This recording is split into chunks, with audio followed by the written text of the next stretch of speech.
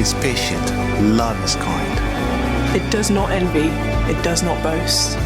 It is not proud. It does not dishonor others. It is not self-seeking. And it's not easily angered. It keeps no record of wrongs. Love does not delight in evil, but rejoices with the truth. It always protects. Always trusts, always hopes, always perseveres. Love never fails.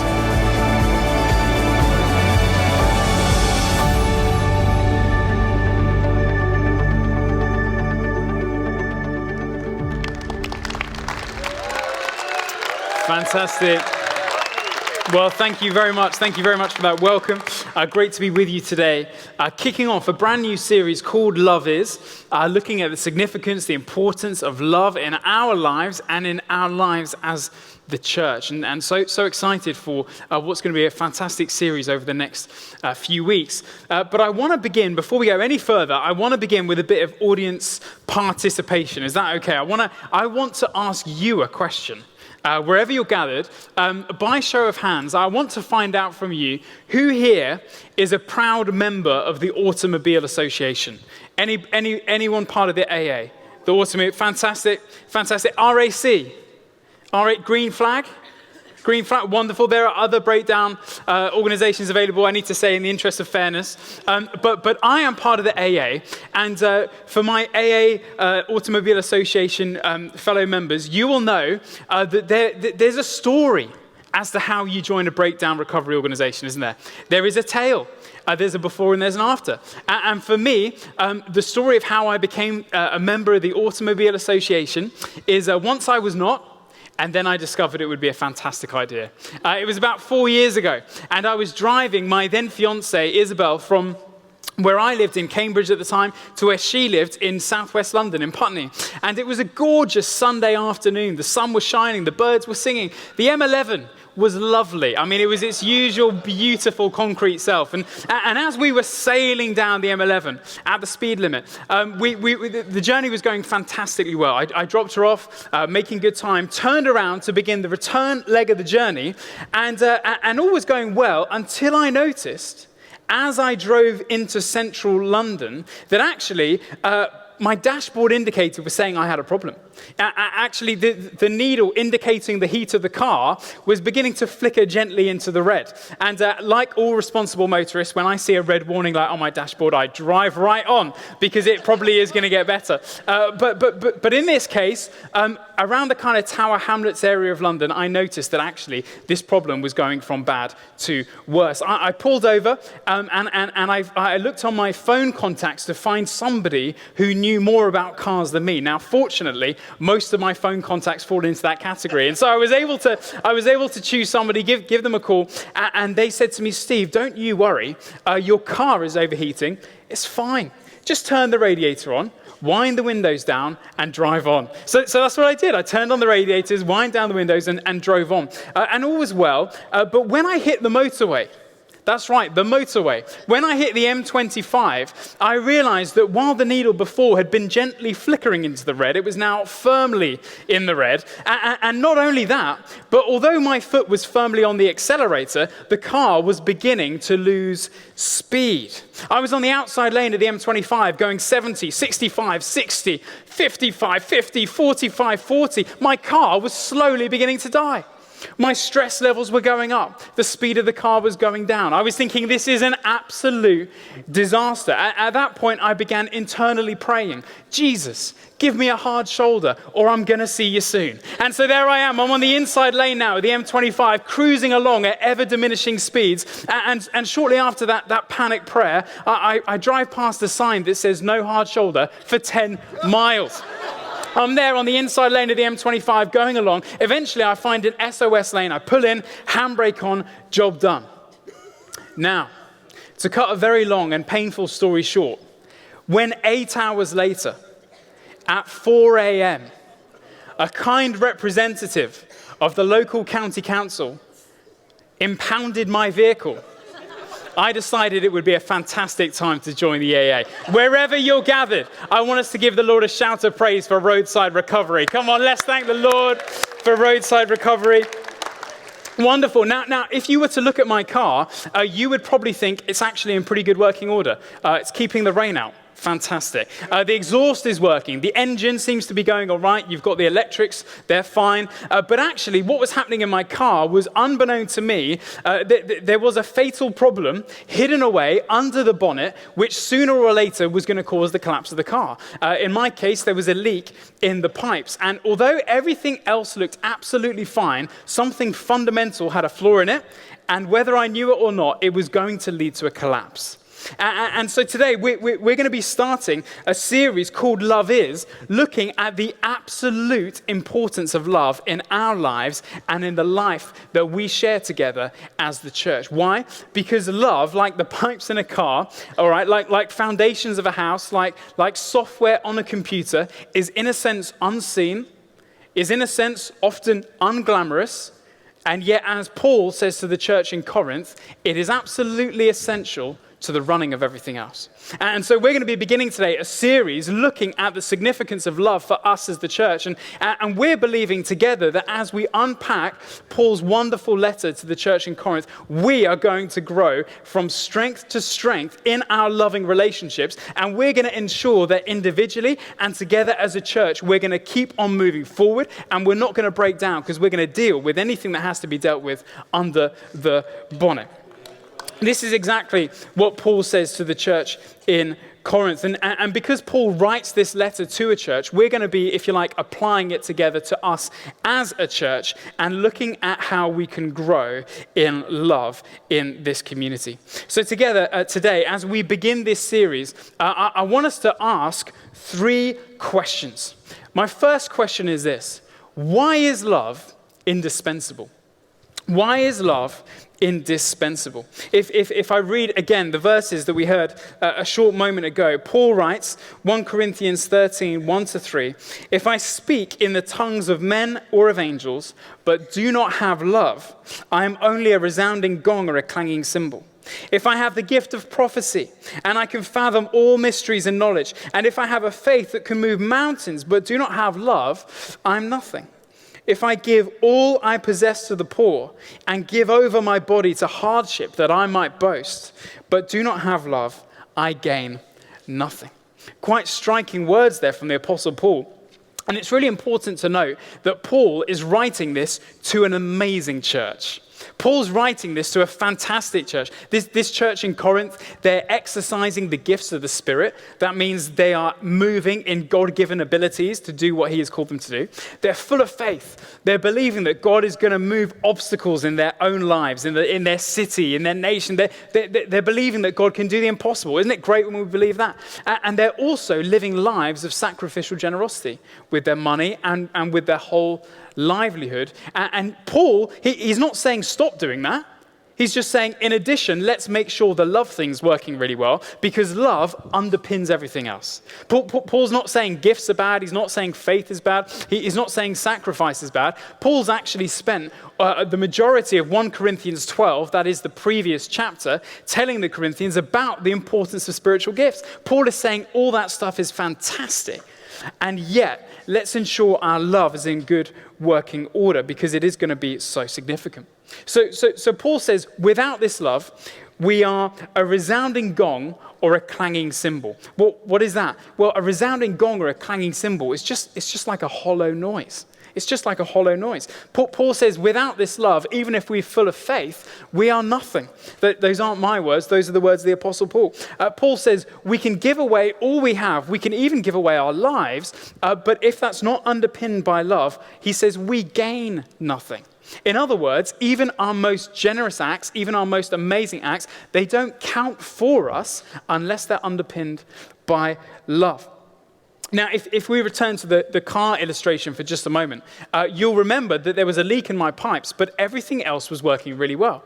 And Paul, in the same way, is talking to the church in Corinth, commending them for what's going well, and yet saying, let's pay attention to this fundamental thing under the bonnet, which could cause trouble later on. This is almost an offensive beginning to the chapter, isn't it? If I had a letter and it began like this, I'd think, hang on a minute. Paul is kind of giving them a bit of a slap around the face, isn't he? And he's saying, look, wake up, church in Corinth. This stuff is great, but let's give attention to the love. Now, do you know, here in Kingsgate, we have a fantastic culture of love. We have a fantastic culture of loving relationships. And that's brilliant, and we want to celebrate that. But at the same time, we want, over this next series, to take that to a whole new level. Do you know, as I was getting ready for this message, I was in touch with some of the pastoral team, finding out some of the kind of everyday, ordinary stories about how love and loving relationships are being worked out in this church community. So many stories, but here's one I want to share with you. A lady wrote in to say this: I'd been in hospital following a bleed on the brain, so I wasn't able to drive. And this happened to coincide with when I was supposed to be moving house. I'd rented a van, but I was unable to use it, but had so many people turn up from young adults, almost 20 people, not only to drive the van, but to pack all the boxes, put them in the van, and move them for me. She says this, she says, it was the easiest and quickest house move I've ever been a part of. And she says, without the love and support, I have no idea how I'd have managed. Without the love and support, I'd have had no idea how to manage. Also, two of the helpers noticed when we got to my new place that I didn't have a washing machine. So they snuck out, went and bought me a new washing machine because they decided to bless me with one. Isn't that incredible? Let's thank the Lord for the culture of love we've got in our Kingsgate family. You know, one of my heroes in this church is a man called Roger. Roger drives the van for us in Kingsgate, London, most weeks. And a couple of weeks ago, I was catching up with him about his life, and he said he'd had a busy day. He was serving in Peterborough at 8:30 in the morning. Then he drove the van down to London. Not only does he drive the van, but he then joins the production team, unloads the van, gives us all a hand.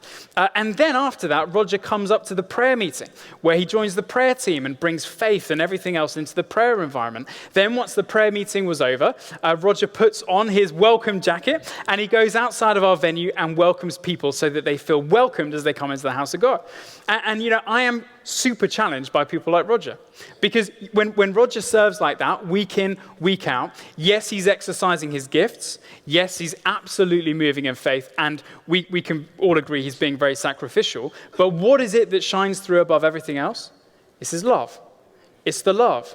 It's the love that Roger has that makes the difference. And so it challenges me when I'm leading in a Sunday or when I'm hosting a live group midweek. How much is love my primary motivator? How much, like Roger, am I shining out with the love? Because actually I'm doing it out of the overflow of the love God has given me, and so I'm giving it to other people. Am I just exercising my gift? Am I just moving in faith? Am I just being sacrificial? Nothing wrong with those things. Or am I doing like Roger and allowing love to be my primary motivator? And so as we begin this series today, I wonder if we were to kind of mark ourselves on a scale of 1 to 10, where 1 is not so much and 10 is very much, where is love as our primary motivator right now? And as we begin this series and as we go forward over the next few weeks, let's believe that we are going to increasingly be living and giving and moving in faith and sacrificing out of the overflow of the love God gives us and the love that we share with one another. You see, love is indispensable because without it, Paul says, everything else is meaningless. So if love is so important and if love is so significant, then the second question for us today is, what is this love? What is love? What is love? And it's important as we begin looking at this question to be very clear what this love is not. You see, the word that Paul uses here in 1 Corinthians 13, it's a word actually used throughout much of the New Testament, is the word agape. It's the word agape. And in our culture, we only have one word for love, don't we? Which is problematic because on the one hand, I love ice cream. Yeah, and on the other hand, I love Isabel, my wife. And that could be problematic in conversation, couldn't it? Well, which do you love more? Well, they're both the same word, and yet we know that they have a very different meaning. And in the language of the New Testament, there are multiple words for love. Paul is using this word agape, which I want to suggest to us at the beginning of this series, means something like this. It means the love God showed to us, which we share with others. Agape love is the love God showed to us, which we share with others. In other words, it's nothing to do with feelings. It's nothing to do with sex. It's nothing to do with attraction, nothing to do with emotion. And praise the Lord, it's nothing to do with romantic comedies. It is agape love. It's agape love, the love God showed me, which I share with other people. It's about our will, not about our feelings, and it's about giving. It's not about getting. And so it's important that we unpack this whole question, what is this love? Because it's actually not maybe as obvious as we thought.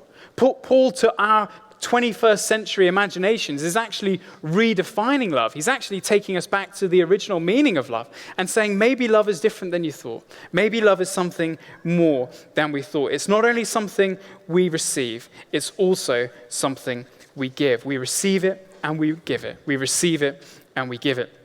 I like to think of this love as something like a reservoir. I don't know if you know, but a reservoir is a body of water which has a source, as in there is a way in which it is filled, but it also is designed to distribute water elsewhere. A reservoir is not designed simply to collect and stagnate. A reservoir is designed to be filled and then resource in order to refresh local households with clean drinking water or whatever it might be. The agape love of God is like that. There are two elements to it. We receive it from God and we share it with those around it. We receive it from the source and we share with those around us as well. We freely receive and we freely give. There's a rhythm to it. We receive, we give. So what is it then, this agape love? What is it that we are sharing? If you like, what characterizes the love that God gave to us, which we give to other people? Well, over the next few weeks, we're going to be unpacking 1 Corinthians 13, and I'm not going to go in depth on the following verses, but I do want to just look briefly at verses 4 to 8, almost to give us a kind of headline of what Paul says characterizes the kind of love God gives us that we give others. You see, this agape love, Paul writes, is patient and kind. The agape love doesn't envy, it doesn't boast, it's not proud. This agape love doesn't dishonor others, it's not self-seeking, it's not easily angered, and it keeps no record of wrongs. This agape love doesn't delight in evil, but it rejoices with the truth. It always protects, always trusts, always hopes, always perseveres. This agape love never fails. This kind of agape love is so significant that it matters that we're on the same page as to what it really means. You know, we see this at work in our church family already. Another story that I came across this week as I was preparing for the message, somebody wrote in and said this. She said, "When I broke my ankle, I wasn't able to drive for 6 months. People at Young Adults rallied around and brought me to and from church on Sundays and Wednesdays for young adults, and they took me to youth on Fridays so I could serve. And throughout this time, they took me to hospital appointments and they took me food shopping." I think it's amazing, the stories of agape love already at work in our community. But if we just kind of, we want to celebrate that story, but let's just for a moment analyze what's going on here. What's going on here is somebody needs to receive some love. Some other people around have received love from Jesus, and then like any good reservoir, they're passing it on. Now, this particular person who's part of a particular life group, who had particular needs, imagine if they were surrounded by friends who, they'd received the love of Jesus. They'd received the agape love. But they thought, do you know what? I'm not sure about this whole distribution business. I think I'm actually going to kind of like keep it in my reservoir. Well, they probably wouldn't have driven her to church. They probably wouldn't have taken her food shopping. You see, the love becomes beautiful not only when it's received, but when it's outworked. The reason why this story is something worth celebrating and championing is because people acted on the love they have received. And so I want to encourage us all, as we have a culture of love here in Kingsgate, to be constantly considering when it comes to the agape love, how am I receiving and then how am I passing on what Jesus has given to me? This agape love then, the love God showed us, which we share with others, is designed to be received and it is designed to be passed on. So my third question for us today, as we begin this series, is simply this: what do we do about it? What do we do about it? You see, we know why love is indispensable, because without it, everything is meaningless.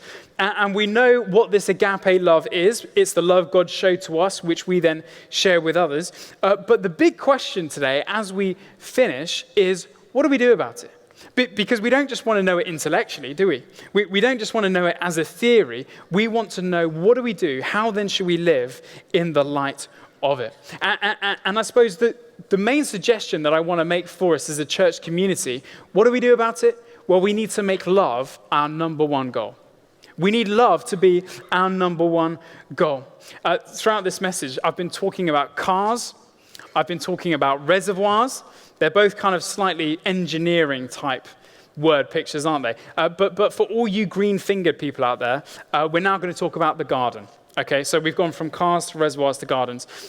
When Isabel and I lived in Great Wilbraham, before we lived in London, we lived just outside Cambridge in a beautiful village called Great Wilbraham. And the reason why this village was so beautiful was because of the gardens. Gardens can be gorgeous, can't they? The trouble was that our garden slightly let the side down. If I'm being vulnerable with you. And one day, as I was leaving my cottage, I saw across the road my neighbor who kept this beautiful, it was amazing. It was luscious, it was green, it was colorful. It looked good in all different kinds of weathers. And as I went over to speak to him, I was asking him, how do you keep your garden looking so good? Well, first he told me, I actually spend 40 hours a week on my garden. Phenomenal, isn't it? So, at that point, I thought, well, I'm just going to give up right now. I can't spend 40 hours a week on my garden. But because we lived outside of Cambridge, not only was he a keen gardener, he was also an academic scientist and a member of the Royal Society, obviously, because we lived outside of Cambridge. And so as I began to ask him about the gardening, he began to explain to me the principle of entropy, which was a principle I was totally unfamiliar with. But basically, the principle of entropy states that anything, however beautiful or whatever kind of good condition it already may be in, when left to its natural devices, everything will eventually return to chaos unless we tend to it and care for it. Now, what he was doing in his nice way was telling me a parable about my lawn. And so I appreciated that and said, thank you, Peter. God bless you, and drove on. But what he was saying was, regardless of how good a condition something is already in, we've got to make it our number one priority. We can't be complacent. Do you know, in Kingsgate, we have got a wonderful culture of love. We've got, if you like, a wonderful garden of love. It's in great condition. But it's not going to stay in great condition unless we make it our number one priority. We've got continually to be devoting ourselves to this culture of love. We've got to be making it our number one priority in order for it to, yes, be maintained, but actually in order for it to get even better. You see, if we want to take it to the next level, and I believe we do over this series, then we have to consider how can we cultivate this garden of love that we have at work in our church. Now, I'm not an experienced gardener, as you'll have gathered, but there are two things, apparently, that are important when it comes to cultivating a beautiful garden. First thing you've got to do is you've got to plant the right seeds, haven't you? You've got to plant the right things that are going to grow. And the second thing you've got to do is you've got to pull up those little weeds. You've got to plant the right seeds, you've got to pull up the weeds in order that you're growing the right things and you're not growing the wrong things.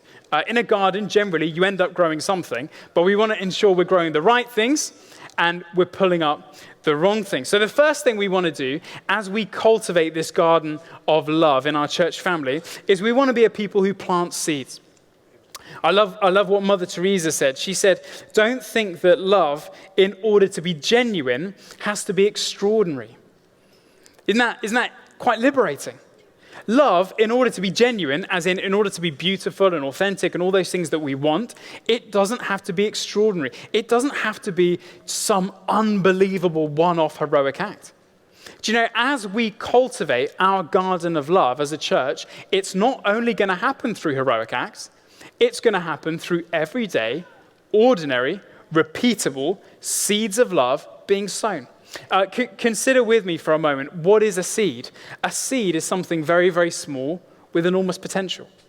And as you and I continue to sow seeds of love in our community, what are we doing? We're doing small things that are going to bear a great harvest.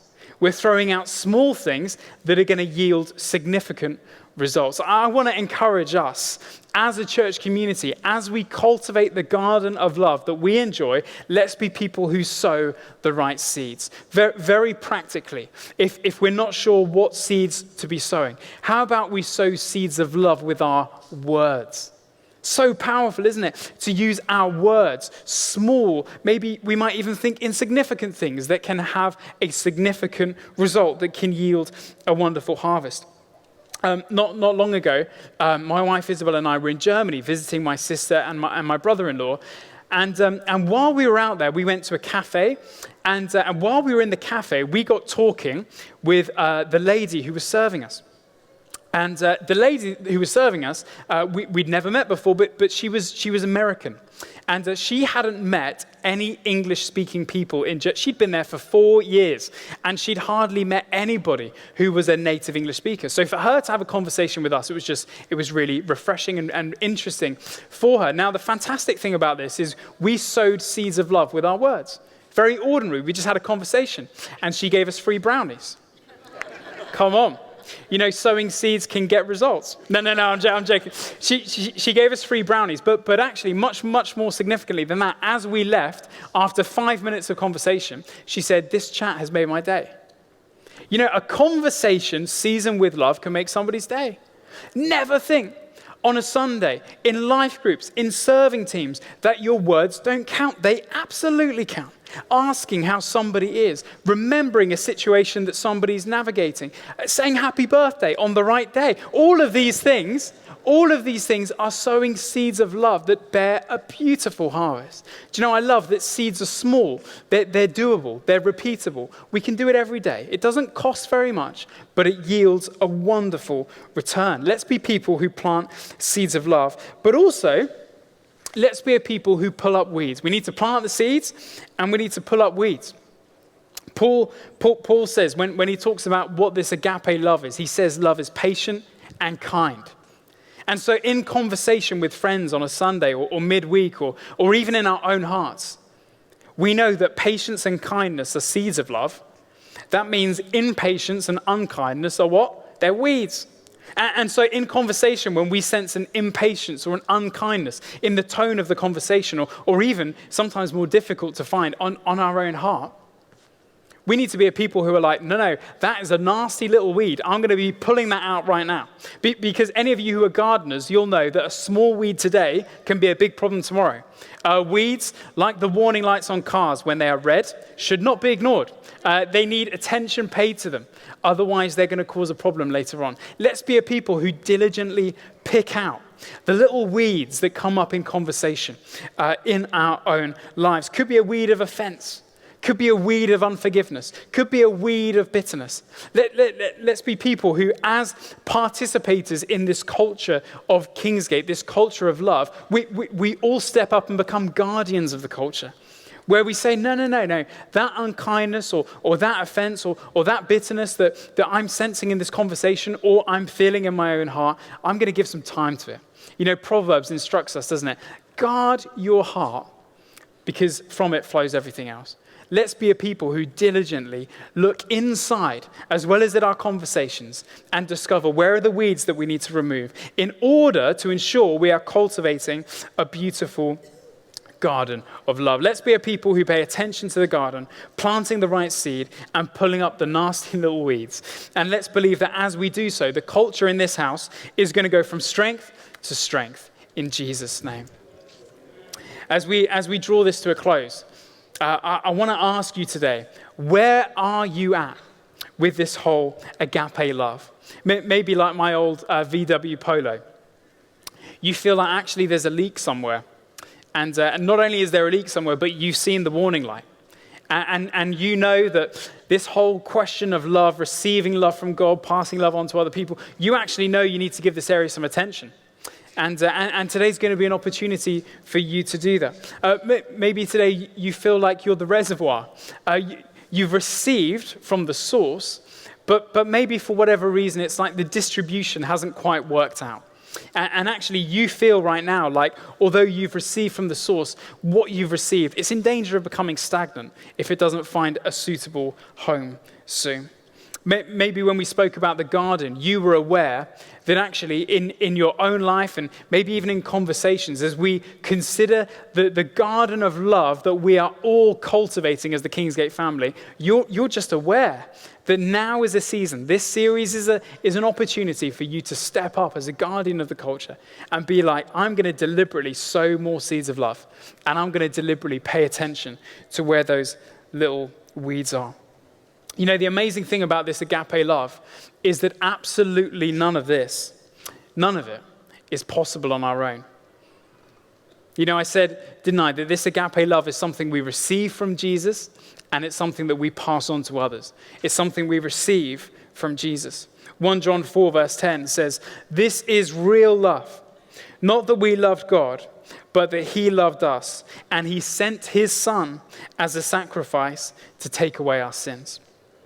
Jesus, you see, is the source of all love. And so over the next few weeks, as we go on this journey together of growing in our understanding of what this love looks like and how we distribute it freely and share it with others, the last thing I'd want us to take home from this message, this time together today, is just try harder.